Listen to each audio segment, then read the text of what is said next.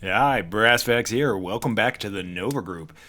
I just completed a Flux 365 video on the main channel, and a question I get asked all the time is, how does the Flux 365, I'm just going to say 365 from now on, compare to the Flux Raider? Because in a lot of ways, the 365 is just kind of a better Raider, at least on paper. Smaller form factor, same feature set, somehow a longer barrel, the list goes on. I've owned the Flux Raider for, I think we're going on 2.5, 3 years now for over 5,000 rounds. And the Flux 365 I've had for about 3 months now, whenever the release was, for about 2,200 rounds. All right, let's dive into it. It does feel like Flux finally got their shit together producing Flux Raiders in meaningful quantities, and then they went ahead and cannibalized their sales by producing an on-paper, more broadly usable product, which you can't get, so everyone is in limbo, not buying the Flux Raider and waiting for the Flux 365. Back to that question, Raider versus 365. Let's get the boring stuff out of the way. Yeah, the 365 is a kind of more matured version of the Flux Raider. It's the new premier product, and it does the PDW concept significantly better in most scenarios. Day one, it has a concealable holster. The gun is tiny. It basically fits anywhere a hand can go. Your pants, jacket pocket, glove box, your wife purse, in the gym bag, your boyfriend's purse, whatever. The Raider is really small, still able to fulfill the goals most have of a PDW, also holsterable. Now, the Flux Raider is actually holsterable. Their aftermarket now has finally come out with holsters. I'm using the Strike 81, for example, which is really nice, by the way, but this is a big gun to put on your side of your pants, and especially with the suppressor, who the fuck is concealing this? Now, that's not necessarily a bad thing, right? Open carry is a thing in a lot of disaster zones, semi-civil unrest, whatever, but the point remains, it's just not on the same tier as something that could vanish in your pants. That being said, don't go sell your Raider or even pass up a chance to own one when they come out for sale. There are certain use cases where the Raider can either still hang or even excel over the 365. Right out of the get-go, price, right? Price matters. The Raider is expensive, the 365 is astronomical. The Raider chassis itself is only about 2/3 the price of the 365, but in practice, if you want to maintain the statement of holsterability, longer barrel, shootability, all that stuff, you need to buy the accessories.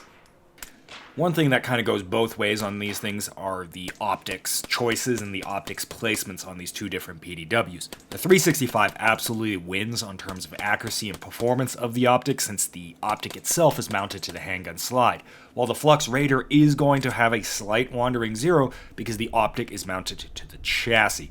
This is not something you're going to notice up close at all, but as soon as you begin to stretch out to 7,500 yards or more, you're going to notice it, especially if you barricade, shoot, push off of cover, or do anything that heavily impacts the chassis. However, as the 365 is handgun mounted, we do run into a number of issues.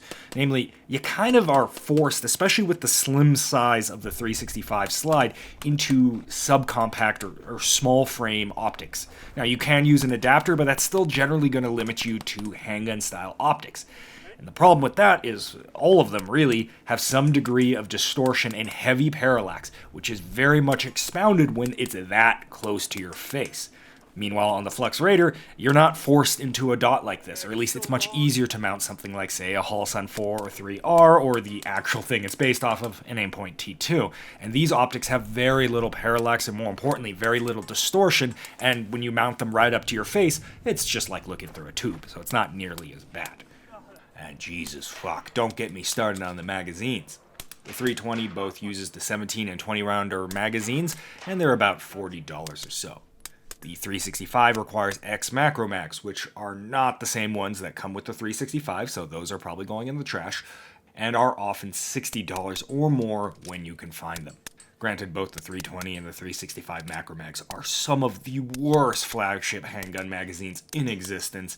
These things burn out staggeringly fast. But yeah, sig moment, am I right? That being said, I do find myself repeatedly reaching for the Raider in a number of scenarios. Well, raw performance-wise, I find on time, hit factor-wise, whatever, the 365 and Flux Raider are staggeringly similar. On the terms of the quality of shooting, the Raider is just so much less harsh. It basically asks a lot less of you to do roughly the same thing. It recoils quite soft by comparison, and you can track your dot throughout the recoil cycle, while the 365 is just this chaotic blur as you hold on for dear life. The Flux Raider is also just slightly bigger, which, as mentioned, is kind of a downside, as in the 365 being smaller is an upside. But once you're actually on the gun and shooting, the larger mag ejector, the larger buttons, the flared mag weld, the tendency of the Raider not to roast my hands on long shooting sessions, combined with the nice and comfy tall mount heads-up shooting position, make the Raider just a lot nicer and comfier to pick up and roll with after long periods of no trigger time. The 365 is awkward at first, and you kind of need to, get good at it. But then if you take a break, well, suddenly you're picking this thing up, and it's going to be awkward at first. I also think PDWs in general also tend to pull double duty as a weapon that is easy to hand off to inexperienced shooters to really upgrade their shooting game. So I think a lot of these comfort factors weigh doubly so here when handing them off to an inexperienced shooter. Alright, so where does it leave us? Well, honestly, it's up to you. For me personally, the 365 is going to win for general purpose PDW stuff. The ability to conceal it on body alone is going to kind of just carry the concept all the way there. However, for other uses, be it suppress usage, shootability, off-body carry when it's coming out of a bag or something, a weapon that you can give to someone that's not nearly as good at shooting a handgun, but you still can't bring a rifle, right? PDW things. I think the Flux Raider wins out in those scenarios. Anyway, that's been my spiel of someone who owns both of these and have shot both of these quite extensively. Much to the chagrin of my wallet, I'm probably going to be keeping both of these, so yeah.